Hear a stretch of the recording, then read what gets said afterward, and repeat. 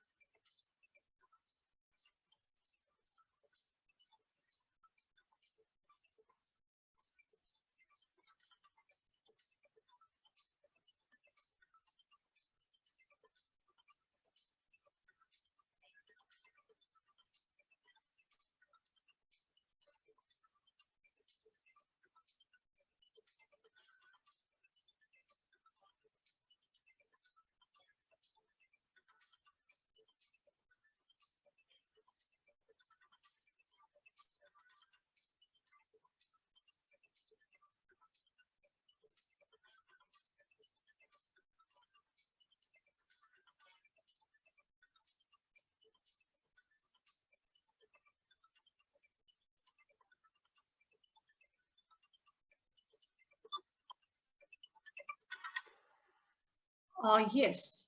So this is what you had seen in the video, right? Affair. We are back to the chapter. Can you see the lesson now? Yes, ma'am. Yes, All right. So let me first talk to you about that video. Right? Through the video, you had been to a mela, a Dashera mela or Diwali mela, somewhere in Dwarka, right? What did you see? Do you come across all these things when you go to a mela? Yes, ma'am. Yes, Yes. ma'am. What are the things that you see? Right, shops, Right. stalls, Good. Very good. Anything else? What kind of stalls? food and games. Right. And Food and sweets, game. Yes. ma'am, sweets. Okay. All right. And what happens to you? How do you feel when you see all these?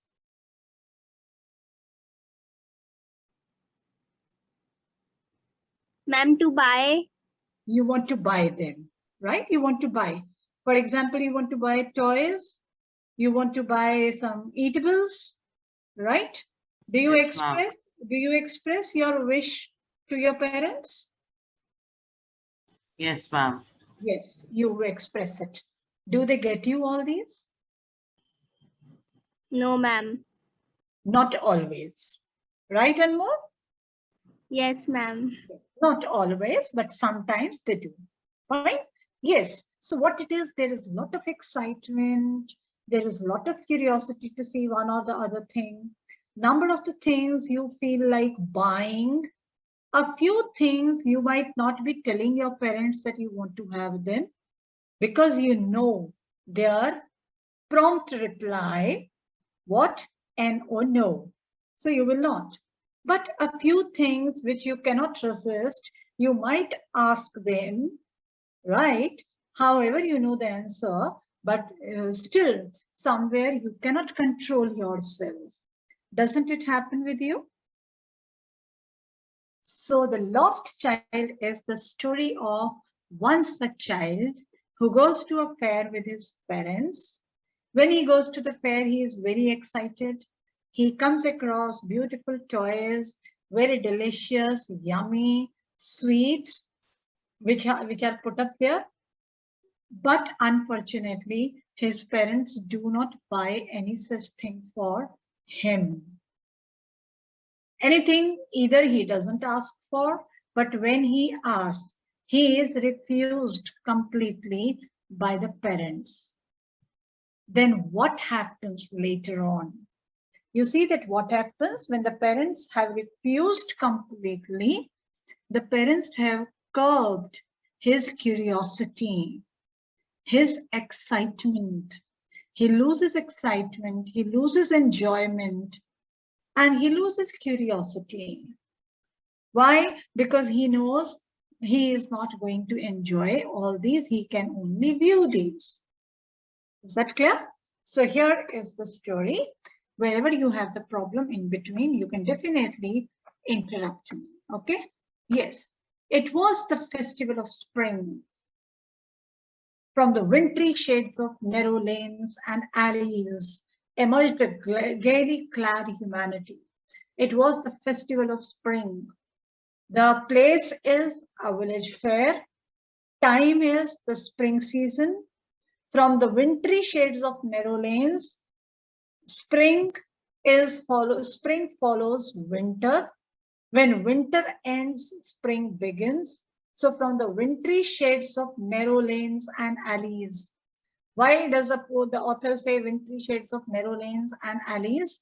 Come a gaily clad humanity, because when the winter is there, it is so cold that the people confine themselves to their houses.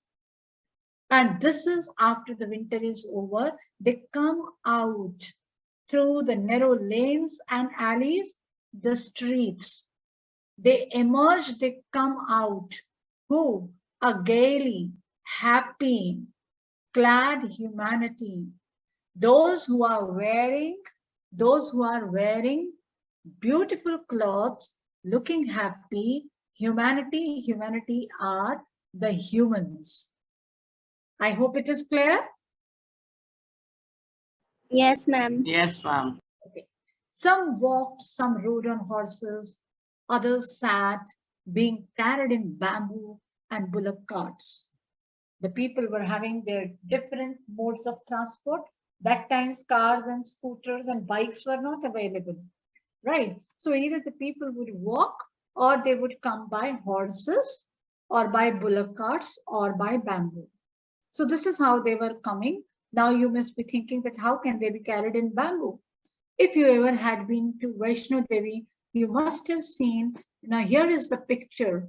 If you see, this is how. If you just go on a pilgrimage at a holy place on the hills, hilly areas, you will find the elderly people carried in bamboos like this. Can you see this in picture?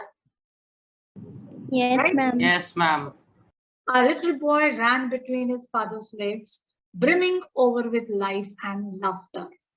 And the little boy who had gone to the fair with his parents, he was running between his father's legs.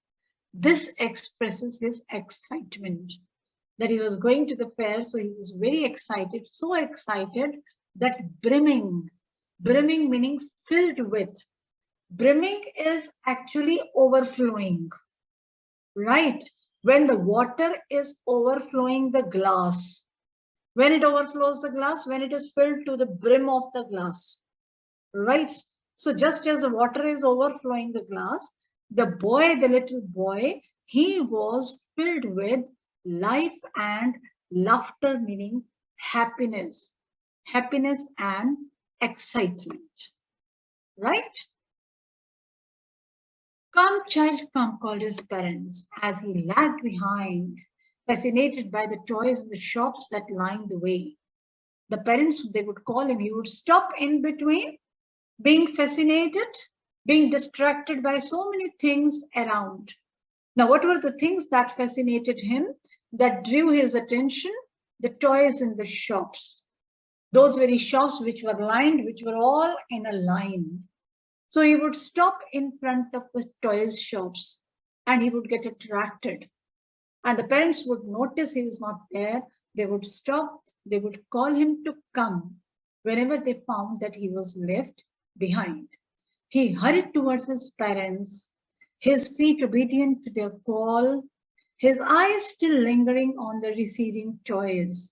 Now look at the choice of the words the author has used. He hurried towards his parents, his feet obedient to their call. His feet obedient to their call, meaning the parents would call him, come, child, come.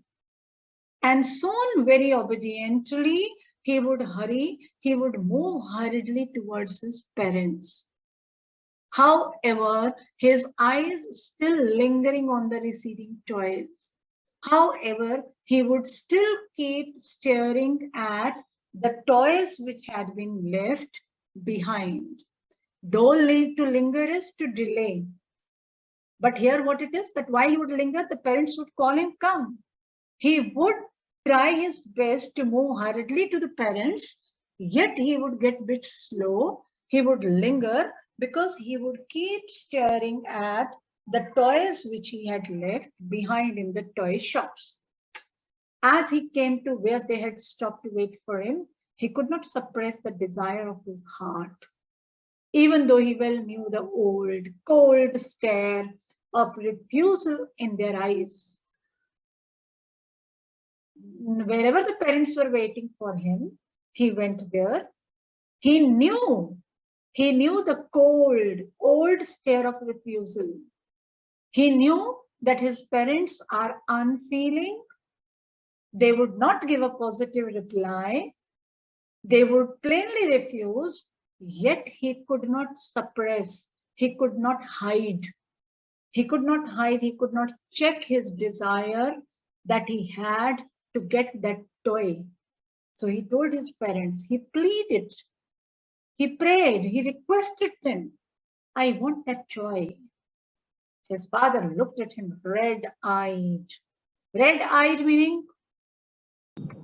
In angry manner. Angrily. Yes, his father looked at him angrily so that he could not ask for it again.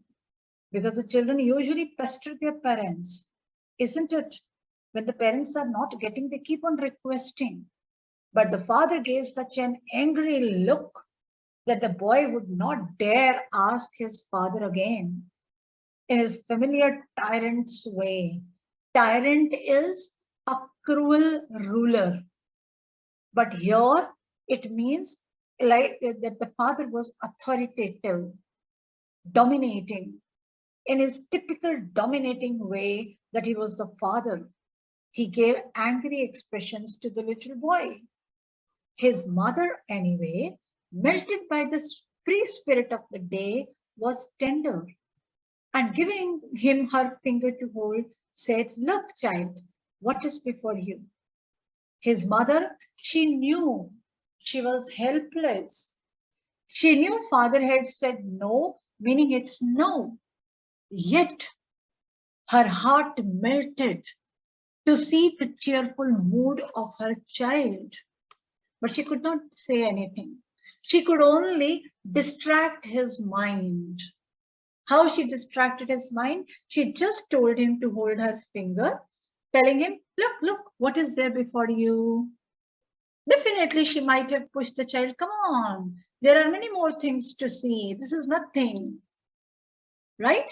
Because the woman knows that she cannot help it. It was a flowering mustard field, pale like melting gold, as it swept across miles and miles of even land. As they moved further, the mother was trying to distract his mind towards what comes next. What it was there when they moved, there was the crop, the mustard crop growing, which was looking like gold as it was spread all around, right? It was spread across miles and miles of the land, the mustard. So mustard flowers were giving it a look like that of gold. A group of dragonflies were bustling about on their gaudy purple wings, intercepting the flight of a lone black bee or butterfly in search of sweetness from the flowers. Now look at this, children. Observe carefully. What happens? I hope you would agree. The children's mind, it is very easy to distract their mind. It is very easy to shift their attention from one thing to another, right? The child wanted the toys. He would not get the toys. Mother had tried to shift his attention. And he did change his attention. He just forgot the toys now, right? After that beautiful gold-like mustard field, what he had come across? The dragonflies.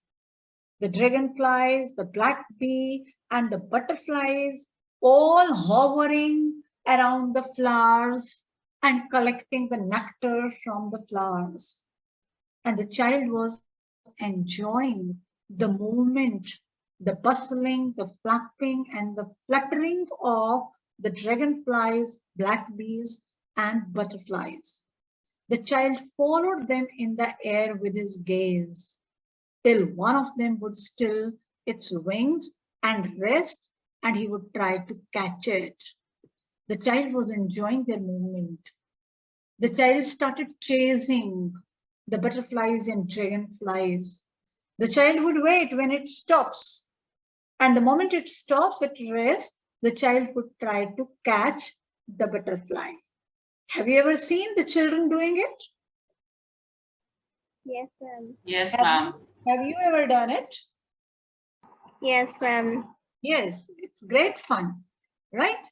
But it would go fluttering, flapping up into the air when he had almost caught it in his hands.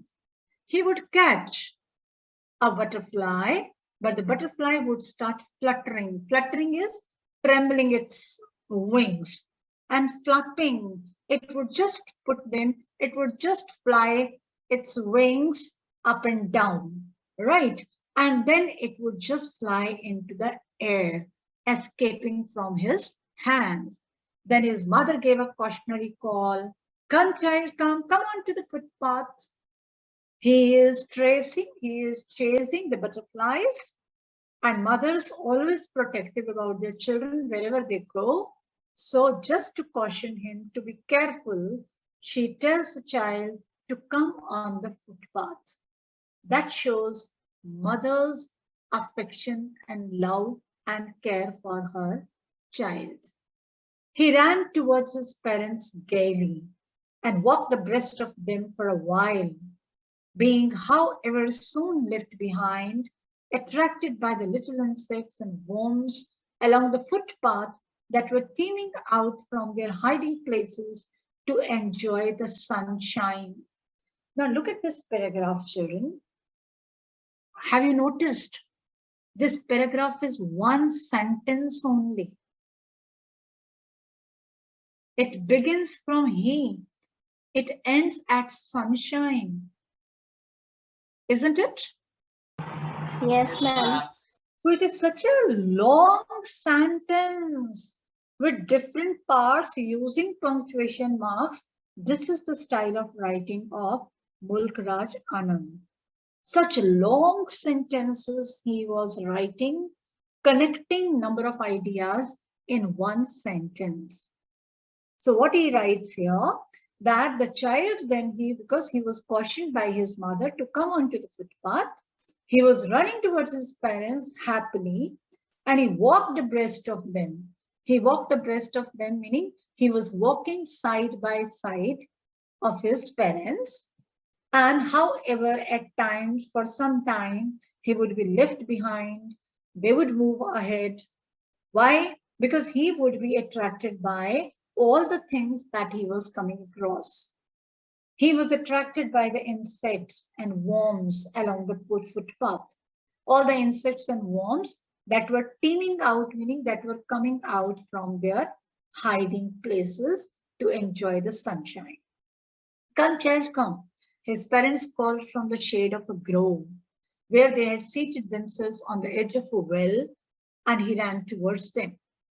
The parents, they were waiting for him under the shade of a grove. Grove is a cluster of trees. Grove is where there are many trees standing together, right? So he would find his parents waiting for him there under the shade of a grove. He would also join them, right? He would run towards them and he would join them. A shower of young flowers fell upon the child as he entered the grove. And forgetting his parents, he began to gather the raining petals in his hands. As he entered the grove, what happens? Maybe cool breeze blowing and lot many young flowers, fresh flowers, they were falling upon the child. As he felt the flowers falling down on him, he started gathering the petals of the flowers.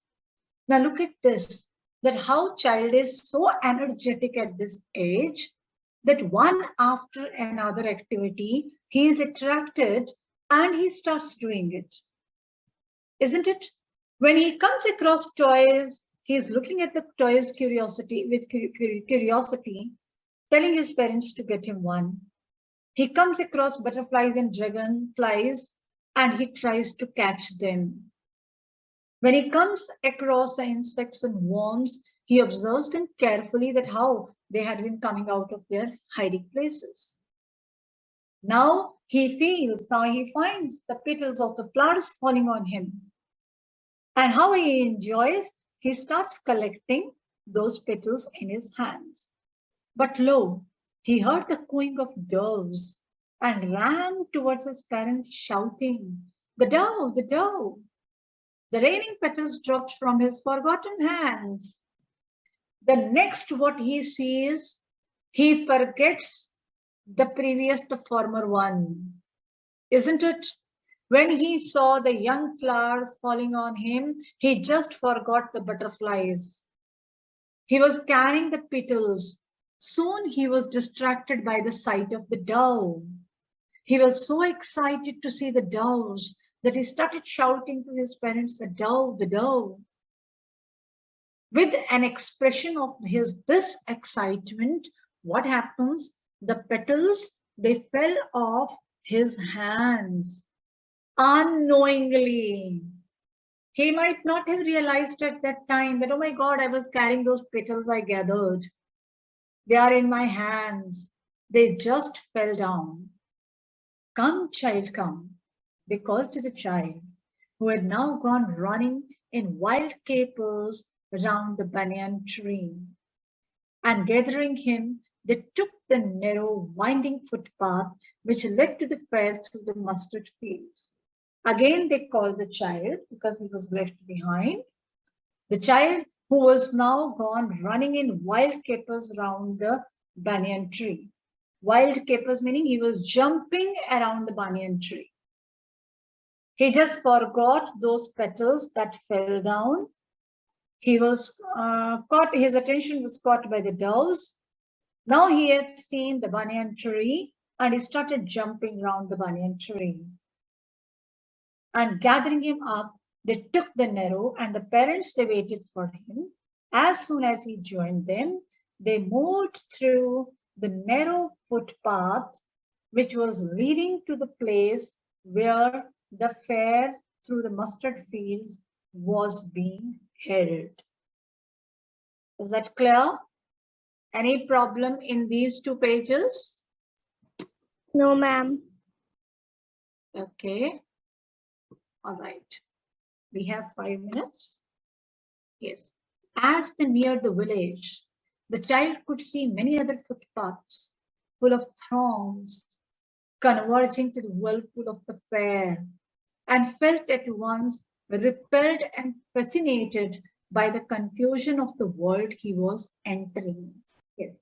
So as they came near the village, the child could see not one footpath, many footpaths, and all the footpaths were crowded with the people. Throngs meaning crowd of the people. They were thronged by the crowds of people, converging, meeting the whirlpool of the fair. All these footpaths, they were joining, they were meeting the same point where the fair was going on. And he felt at once repelled and fascinated by the confusion of the world he was entering. He was entering the fair and he was so much attracted and excited by the noise of the people that he heard in the fair, because that had been arousing more of his curiosity as to what he is going to see. Is that clear? Yes, ma'am. Okay. The rest we shall continue tomorrow. Fine? Okay, ma'am. Yes. Goodbye. You can leave. Please, ma'am. Thank you, ma'am. Okay.